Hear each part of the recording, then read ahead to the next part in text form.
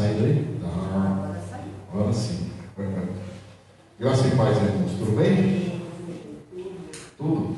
Hoje a reflexão é sobre um tema interessante, que é do fruto do Espírito, que é a questão de uma característica do fruto, né? Que é o domínio próprio. Talvez seja entre as características, né? A característica que é mais confundida ou que é menos interpretada. Geralmente a gente considera o domínio próprio como mansidão, né? O domínio próprio não tem nada a ver com mansidão. A gente vai estar estudando hoje e meditando.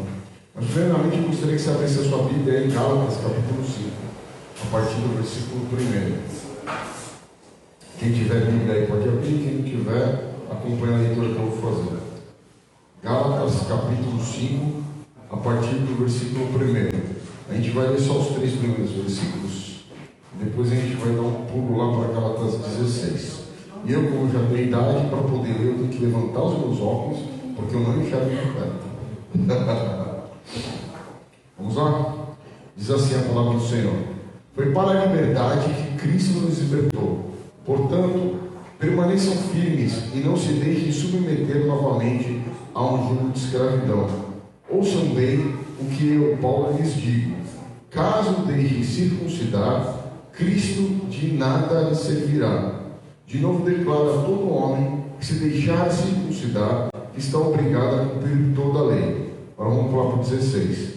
Por isso digo, vivam pelo Espírito, e de modo nenhum satisfarão os desejos da carne. Pois a carne deseja o que é contrário ao Espírito, e o Espírito que é contrário à carne.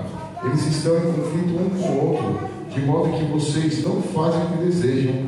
Mas se vocês são guiados pelo Espírito, não estão debaixo da lei. Ora, as obras da carne são manifestas: imoralidade sexual, impureza e libertinagem, idolatria e feitiçaria, ódio, discórdia, ciúmes, ira, egoísmo, dissensões, facções e inveja, embriaguez, orgias e coisas semelhantes. Eu os advirto como antes já os adverti. Aqueles que praticam essas coisas não herdarão o reino de Deus. Mas o fruto do Espírito é amor, alegria, paz, paciência, amabilidade, bondade, fidelidade, mansidão e domínio próprio. Baixe a cabeça e vamos orar. Senhor Jesus, nós te pedimos, Deus, que neste momento, Senhor, de culto, onde nós já cantamos, já oramos, clamamos a Ti, o Senhor venha falar, Senhor, com o Teu povo e aos nossos corações, Senhor. Que Teu Espírito Santo esteja agora guiando, Senhor, mais do que nunca nesse momento, Senhor, quebrantando, Senhor, os nossos corações, abrindo os nossos ouvidos, Senhor, para ouvirmos a Tua doce voz. E te peço também, Senhor, que não fales eu, Senhor, mas que Tu fales através da minha vida, Senhor, e traga uma mensagem, Senhor, da Tua parte para o Teu povo, me incluindo nisso, Pai. Essa é a nossa oração, no nome poderoso de Jesus Cristo. Amém. Antes da gente entrar propriamente dito no estudo do texto, eu só queria fazer uma consideração a respeito para quem que Paulo escreveu essa carta. Paulo escreveu essa carta à igreja de Gálatas, né, os Gálatas, da Galácia. Qual era o grande problema daquela igreja? Tá? Dentro do Evangelho da Graça, que é o Evangelho que nós conhecemos, de aceitar a Jesus como o Senhor e Salvador, e a salvação é por meio de Jesus, alguns cristãos judeus se infiltraram no meio da igreja, tá, dos Gálatas, e começaram a falar que não era só suficiente aceitar Jesus como o Senhor e Salvador para ser salvo. Era necessário se circuncidar. E por que eles exigiam a circuncisão? Porque para muitos dos cristãos judeus, para alguns, que eram daqueles da parte judaizante, eles entendiam que Jesus era exclusivo para o povo de Israel. O Messias é só do povo de Israel. E a circuncisão naquela época era muito mais do que uma mudança religiosa. Era um ritual de naturalização. Um homem que se circuncidasse dentro das regras judaicas, ele virava judeu, ou seja, ele era do povo de Israel. Está dando para entender? Mais do que uma questão religiosa, era uma questão de naturalização. Porque no entendimento desses judaizantes, o Messias era exclusivo para o povo de Israel. Então, se alguém quisesse ser salvo, não bastava aceitar Jesus.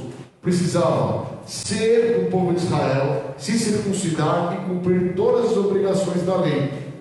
Era isso que alguns acreditavam. E Paulo vai na contramão disso. Ele vai dizer que o Evangelho da Graça não é isso. Por isso que ele começa lá no primeiro capítulo de Gálatas dizendo que ainda que um anjo do céu apareça apresentando um outro Evangelho além desse que vos tenho anunciado, ou seja, um Evangelho que não é o Evangelho da Graça, que não é baseado exclusivamente em Jesus Cristo, seja o que? Maldito.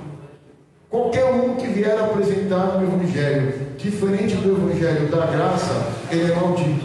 Então, esse novo Evangelho que alguns judaizantes estavam trazendo, que é a ideia de que não bastava aceitar Jesus, era necessário se tornar membro do povo de Israel e cumprir a lei para ser salvo, esse Evangelho, que não é o Evangelho de Cristo, Paulo disse, é maldito.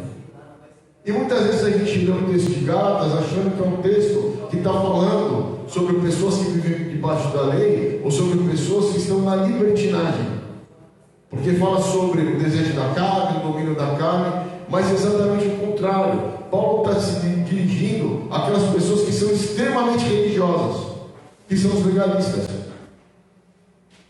Não eram pessoas que elas tinham uma vida de libertina, mas eram pessoas que tinham uma vida estrita, de regramento moral, de obediência à lei, achando que essas coisas tinham poder para salvar. É nesse contexto a qual Paulo escreve isso. Beleza? E antes de a gente entrar no fruto do Espírito do domínio próprio, eu quero falar sobre um conceito importante, um conceito a qual Paulo abarca aqui. E se você quiser depois ler com calma em casa, no capítulo 7 de Romanos também, Paulo abarca outra vez esse mesmo conceito, que é o conceito das duas inclinações. Alguém já ouviu falar disso? Quem já ouviu falar das duas inclinações? Levanta a mão. Já ouviu falar? Legal. O conceito das duas inclinações é um conceito que é como a Bíblia interpreta ou revela como funciona a mente humana. Tem os psicólogos, Freud montou o aparelho psíquico e tal, como a Bíblia monta o nosso aparelho psíquico e mostra como que é a mente humana. Os judeus vão dizer que existem duas inclinações dentro de nós. Uma inclinação que eles vão chamar que é uma inclinação para o bem, chamada Yetzer Tov, e outra uma inclinação que é chamada inclinação para o mal, que é chamada Yetzer Hara. Mas na tradução literal, como inclinação para o bem e inclinação para o mal, ela perde um pouco de sentido. Quando fala sobre inclinação para o mal, não é uma inclinação natural a fazer aquilo que é mal. A inclinação natural é referente à nossa animalidade. O ser humano ele não tem nenhuma diferença do aspecto material de um cachorro, de um gato, de um gorila. Nós somos feitos de carne e osso, nós somos movidos de pulsões e de instintos que são naturais. Então nós temos fome, nós temos sede, nós temos desejo sexual para a reprodução, instinto de sobrevivência. Poderíamos chamar da inclinação para o mal ou Yetzer Hara dos instintos. Mas ele não é somente os instintos.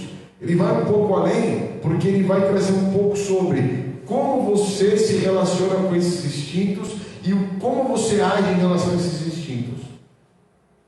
E dentro de nós também vai ter um outro elemento que aí não tem no cachorro, não tem no gorila e não tem no macaco, que é a racionalidade.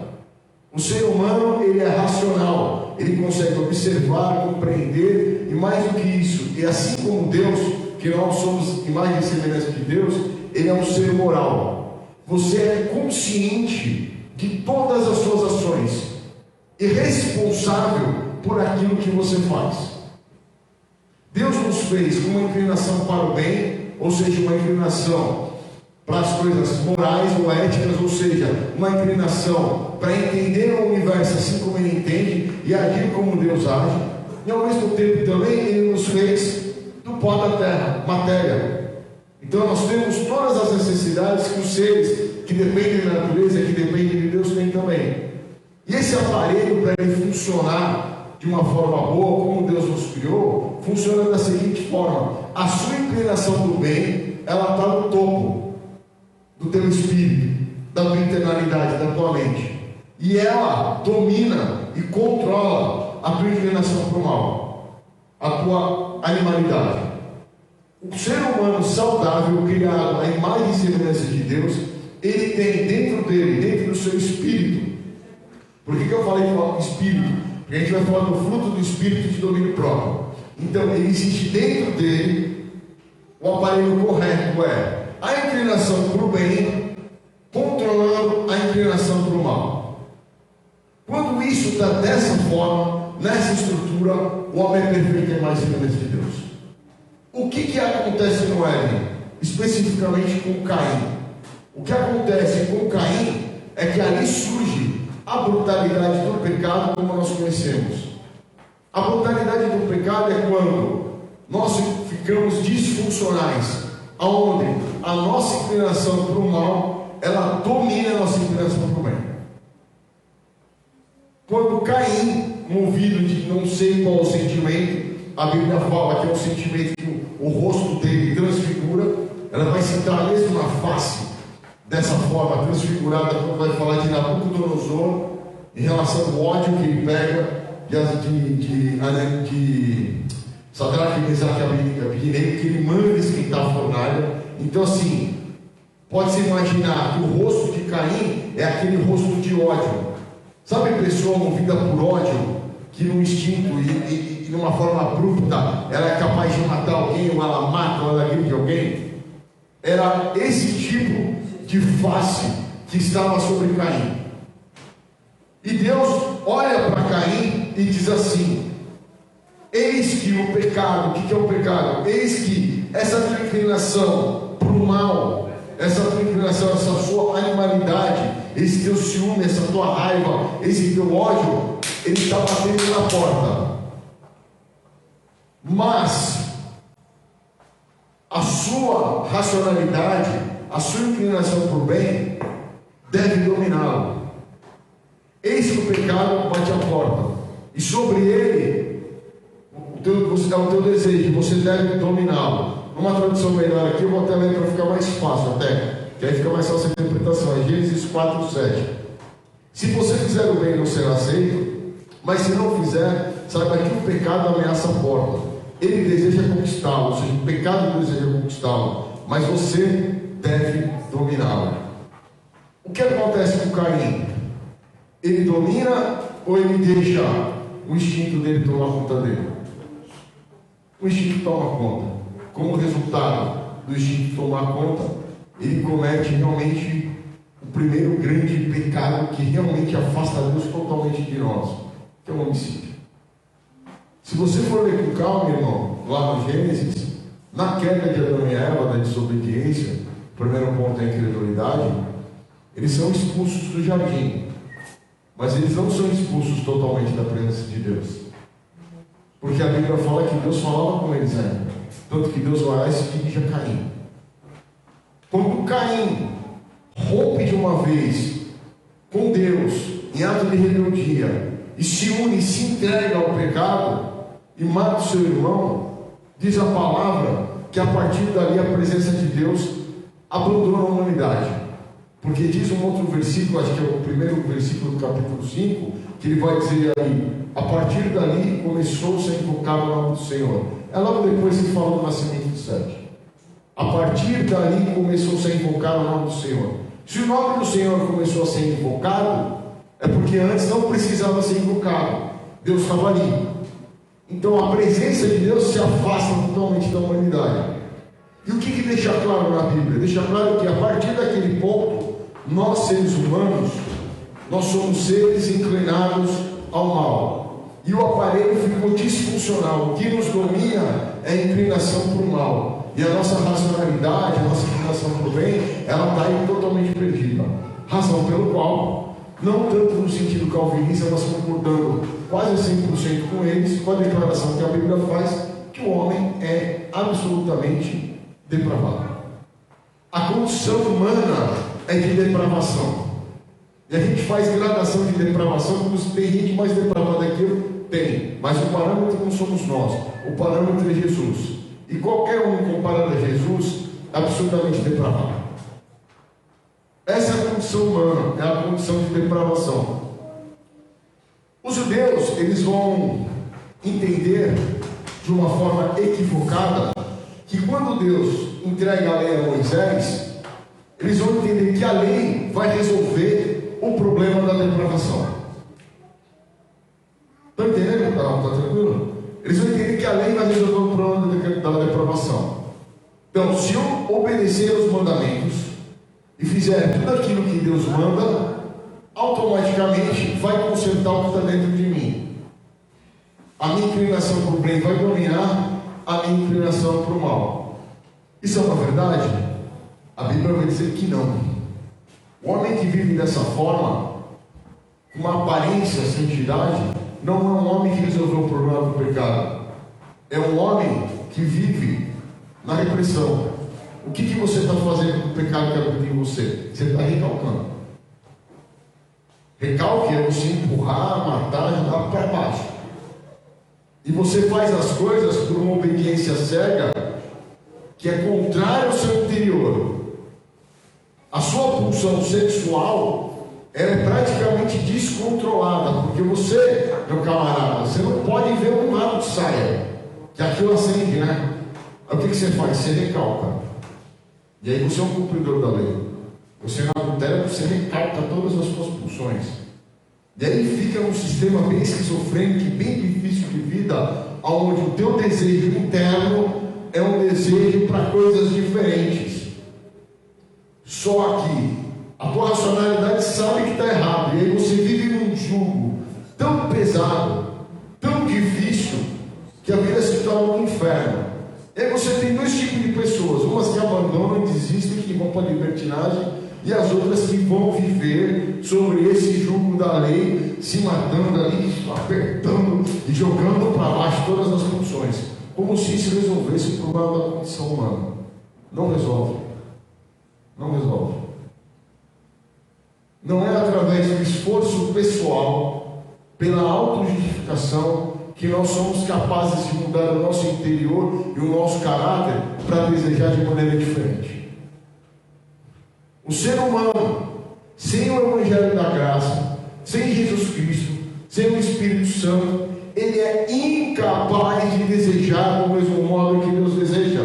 É sobre isso que Paulo está falando, e é sobre isso o Evangelho da Graça. A lei é semelhante. Sabe quando uma pessoa perde um membro? A pessoa perdeu uma perna, ela está sem a perna. O que a gente faz para tentar ajudar? Criaram-se próteses. E você usa uma prótese. Mas a prótese é a perna. A prótese não é a perna. A prótese é um paliativo. Hoje tem próteses modernas que faz uma função melhor que a perna. Nos corredores que eu fui no Centro Paralímpico Brasileiro, absurdo aqueles atletas. Mas tenho certeza que qualquer um não desejaria usar uma prótese. Gostaria de ter a sua perna. O fato de eu usar uma prótese não significa que eu tenha a minha perna natural e a função normal. Não significa isso. É uma prótese. A lei era uma prótese. Ela não tem a capacidade para regenerar o ser humano. O único capaz de regenerar o ser humano é Jesus Cristo. Jesus é aquele que não veio trazer a prótese, ele veio fazer ressurgir a perna. O Evangelho da Graça não é o Evangelho da prótese, é o Evangelho da regeneração da perna. O Evangelho da Graça não é o Evangelho de uma tecnologia que vai fazer alguém voltar a enxergar. O Evangelho da Graça é aquele Evangelho onde Jesus cospe na terra, coloca dentro de um cego de nascença que não tinha um globo ocular e faz o globo aparecer. O Evangelho da Graça é o Evangelho do Deus Criador, que atua com o seu poder criador para nos transformar de dentro para fora. O Evangelho da Graça de Cristo é aquele que mostra a nossa condição de pecaminosidade e de isso invertido, que por meio do amor dele, entregando a vida para ele, ele faz a obra de colocar as coisas no lugar. É sobre isso que Paulo está falando. E Paulo vai dizer assim, vivam pelo Espírito, de modo nenhum satisfarão os desejos da carne, no 17. É disso que Paulo está falando. Se você viver pelo Espírito, se você viver pelo Espírito Espírito Santo de Deus, as inclinações da carne, a inclinação para o mal, não tem poder sobre a sua vida. Porque quem vive pelo Espírito na relação íntima com Deus, para de desejar as coisas mundanas e começa a desejar aquilo que Deus deseja, não por capacidade sua, mas por aquele que habita em você, que é o Espírito Santo de Deus. O que o crente deveria procurar todos os dias não é regra, não é lei, não é judaísmo, não é não sei o que lá, é um monte de coisa que a gente vê, prosperidade. Mas o que o crente deveria procurar todos os dias na sua vida é uma vida no Espírito Santo de Deus. E a vida do Espírito só se consegue de uma forma: por leitura da palavra e oração. Leitura e oração, intimidade com Deus. Qualquer outro ato seu, religioso, não tem nenhum poder para mudar o teu caráter e transformar a tua vida. Só tem dois atos que podem mudar você: leitura da palavra e oração, porque permite que a graça de Cristo entre na sua vida e permite que o Espírito domine sobre você, controle você e te regenere. Porque a pior coisa do mundo é você ter que lutar todos os dias contra o pecado, num esforço brutal para não desejar aquele mal. E a melhor coisa que existe no mundo, eu não falo desse mundo, mas das coisas criadas, é você acordar todo dia de manhã e não ter que lutar, porque o Espírito Santo de Deus coloca os desejos de Deus dentro do teu coração. E só quem foi regenerado de coisas horríveis como eu fui, sabe que Deus tem o poder de fazer isso na minha vida e na sua vida.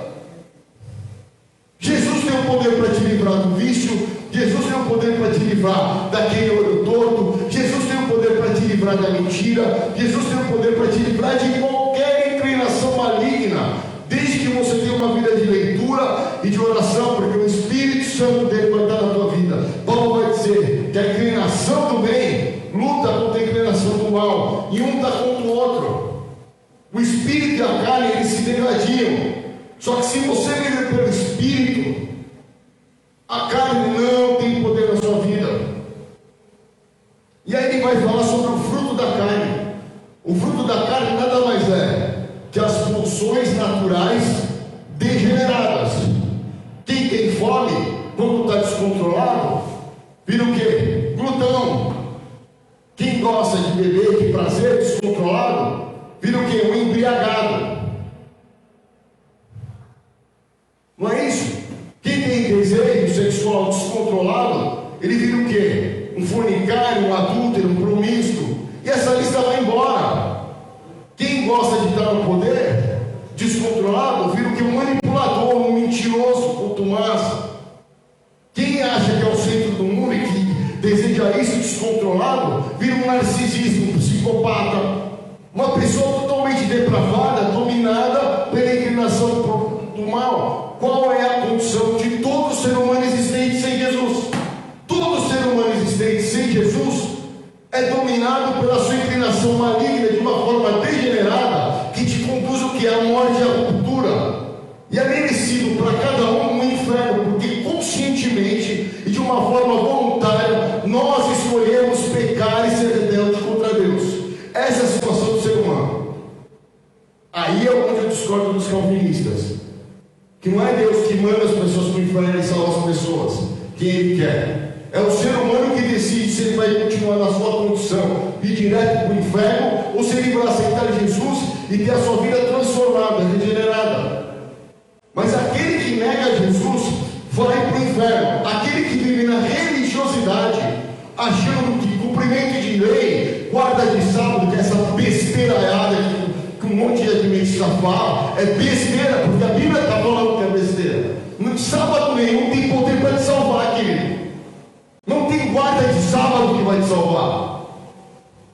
Não tem. O que te salva é Jesus Cristo. Ele que tem poder para te salvar. Não tem lei alguma, não tem uma vírgula da lei que tem poder para te salvar. O único que tem poder para te salvar é Jesus Cristo. E aí ele vai fazer com que você deixe de ter uma vida carnal, e tem muito religioso carnal.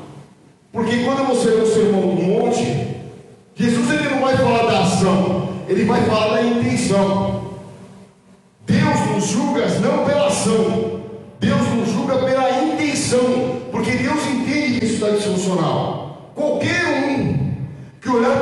irmão e dizer raca, será juízo do fogo no inferno. Qualquer um que olhar para o seu irmão com ódio já cometeu um homicídio no seu coração. É isso que diz a palavra. Não é isso que a palavra fala? Então é a intenção do coração. Qualquer um que olhar para uma mulher ou para um homem de uma forma maliciosa já cometeu adultério. Você não precisa fazer para pecar, basta desejar. O desejo já é pecado diante de Deus, porque Deus não nos fez assim. Deus nos fez para ter domínio sobre essas coisas. E quando essas coisas aparecem de uma forma pervertida, de uma forma depravada, esse desejo depravado em si é a fonte do pecado, já afasta Deus de nós. Entende, querido? Então, Paulo vai dizer em Romanos: é maldito ou miserável o homem que sou, porque o bem que eu quero fazer, esse eu não faço, mas o mal que eu não quero fazer, esse eu faço, esse me domina. Essa é a lei do pecado.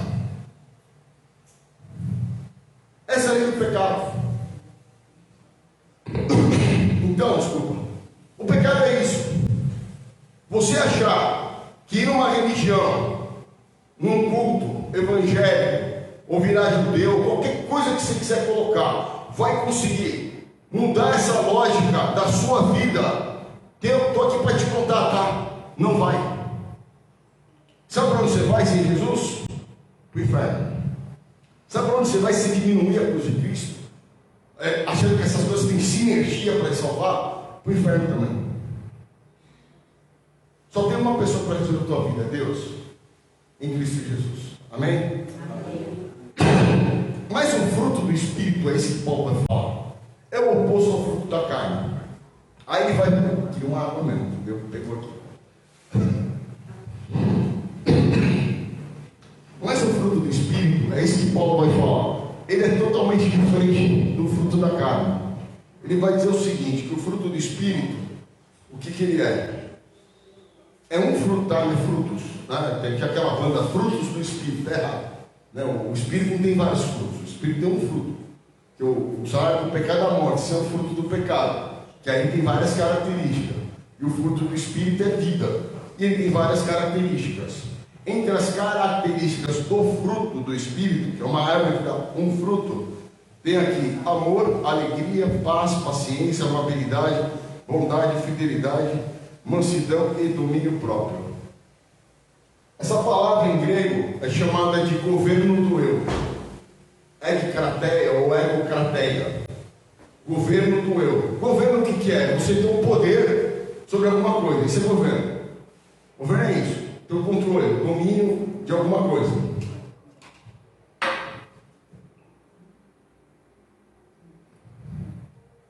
Paulo vai dizer que a característica final do fruto do Espírito é esse domínio próprio, ou governo do seu eu. O que é esse governo do seu eu? É voltar ao estágio que Deus nos criou, onde a inclinação do bem, ela controla a inclinação do mal. E aí você não tem mais desejo do pecado, porque não faz mais parte da sua natureza, porque a sua natureza agora com Jesus ela é espiritual. Isso precisa ser cultivado, não vai ser da noite para o dia. Quanto mais perto de Deus eu estou, menos o pecado tem poder sobre a minha vida. Se você está desejando muita coisa errada, você pode ter certeza que você está bem longe de Jesus. Está orando pouco, está lendo pouco. Quanto mais perto eu estou de Deus, menos o pecado tem poder sobre a minha vida. E o que te aproxima de Deus não é guardar sábado, não é vir todo domingo para a igreja. Não estou dizendo que você não tem que vir, mas vir para a igreja não vai te salvar, não é regra. Você vem para a igreja porque você é salvo, e você não veio à igreja para ser salvo. Porque eu sou salvo e quero agradecer a Deus, eu venho cultuar com os meus irmãos. Mas se faltar 2 domingos, você não vai para o inferno, não, fica tranquilo. Você também não vai para o inferno, isso é polêmico nos dias de hoje, você não dá o dízimo. Vai ter gente que vai ficar doido, mas não vai, tá? Não vai, Deus não precisa do dinheiro. Agora, se você não dá o dízimo, provavelmente o pecado está dominando você. Você tem problema com liberalidade. Você é uma pessoa avarento, não gosta de dividir, Quer. Você é avarento, você não gosta de dividir. Entende? Quando a gente entende a lógica do Espírito, você faz as coisas santas, não por esforço pessoal, porque elas são consequências da nova natureza que Jesus te deu. Você vai querer abençoar as vidas. Você vai querer ajudar a igreja que você congrega. Você vai querer ser bênção na vida dos outros. Ser instrumento de Deus na transformação de vidas. Eu não preciso te mandar fazer isso. Vai brotar naturalmente de você. Domínio próprio é isso. A encratéria é esse controle. Onde a tua inclinação do bem, ela domina a sua inclinação do mal. Esse é o grande fruto do Espírito. Principal característica. E aí ele te faz o quê? Um ser inabalável espiritualmente. Qual é essa condição do ser inabalável espiritualmente? É aquele que não é dominado pelo pecado. É aquele que não é tomado por espíritos imundos. Pessoa endemoniada, o que ela não tem? Domínio próprio. Está vendo que não tem nada a ver com mansidão? Domínio próprio não tem a ver com você estar numa situação de brigar com alguém e estourar. Não é isso. Não é isso. Domínio próprio é a condição de restauração aonde a sua inclinação para o bem domina sobre a inclinação para o mal. É a reconstrução do ser humano em imagem e semelhança de Jesus Cristo. Pessoas sem domínio próprio, o homem sem Jesus, ele está sujeito, primeiro, às suas próprias pulsões e depravações, e segundo, à influência satânica, seja externa, seja interna, dentro da pessoa, porque por algum motivo que a Bíblia não explica, os demônios eles têm a necessidade de corporificação. Até suspeito por quê? Porque Judas dá uma pista disso, no livro de Judas. Judas fala que os demônios são aqueles que deixaram a sua posição, a sua casa, eles deixaram o seu lugar. Ou seja, eles saíram do seu mundo, que era o mundo espiritual, e vieram para o mundo material. Só que na matéria, ninguém vive sem carne. Você imagina o sofrimento desses seres espirituais vivendo num mundo material sem carne. Então há uma necessidade de possuir coisas. Tanto que quando Jesus expulsa aquela legião endemoniada do Gadareno, qual o clamor dos demônios? Ir para onde? Para os porcos. Eles precisavam de corporificação. O que os endemoniados Gadarenos não tinham? Domínio próprio. Se tem medo do capeta, não precisa ter, meu querido. Entrega a tua vida na mão de Jesus. Deixa o fruto do Espírito fluir na tua vida. E você vai ter domínio próprio. Não tem diabo, Satanás que toca a tua vida. Por isso que é impossível para um crente de verdade ser possesso. Impossível. Não tem como. Tanto é verdade, só a presença de Jesus, os demônios já sabiam que eles vão ter que sair de camarada. Jesus chegou, eles têm que sair dali. Domínio próprio é isso. Essa capacidade do Espírito te dá de ser inabalável. De não ser nem influenciado e nem dominado por espíritos imundos. Só que essa é a menor das batalhas, tá? A maior batalha é não ser dominado pela tua condição pecaminosa, pela tua inclinação da carne. Um homem que quer ser santo precisa fazer duas coisas. Esquece tudo que nem fala na TV, esquece essas porcarias, velho. Você não precisa ser abençoado, próximo, abençoado no sentido de prosperidade, ter dinheiro, ter teologia do domínio, não precisa dominar, não precisa de nada disso, só precisa de duas coisas na sua vida: leitura da palavra e oração, porque o resto Jesus faz. O resto Jesus faz. E para terminar sobre o domínio próprio, eu quero citar novamente as palavras de Paulo no capítulo 1 de Gálatas. Ainda que venha um anjo do céu e vos apresente um outro evangelho, além desse que vos tenho anunciado, além desse evangelho que foi anunciado hoje aqui nessa tarde, se alguém apresentar um outro evangelho, além ou para além de Jesus Cristo, para além da cruz de Cristo, seja maldito. A única coisa que você precisa e que eu preciso na vida chama-se Jesus Cristo. O resto é religião, não vem da parte de Deus. Deus quer fazer sair do nosso coração fé, não religião. Então, foque em orar, foque em ler a palavra, foque em praticar as boas boas obras naturalmente, deixando o Espírito Santo governar a sua vida, porque aquele que vive pelo Espírito, de modo algum vai cumprir as concupiscências da carne. Amém? Baixa a tua cabeça.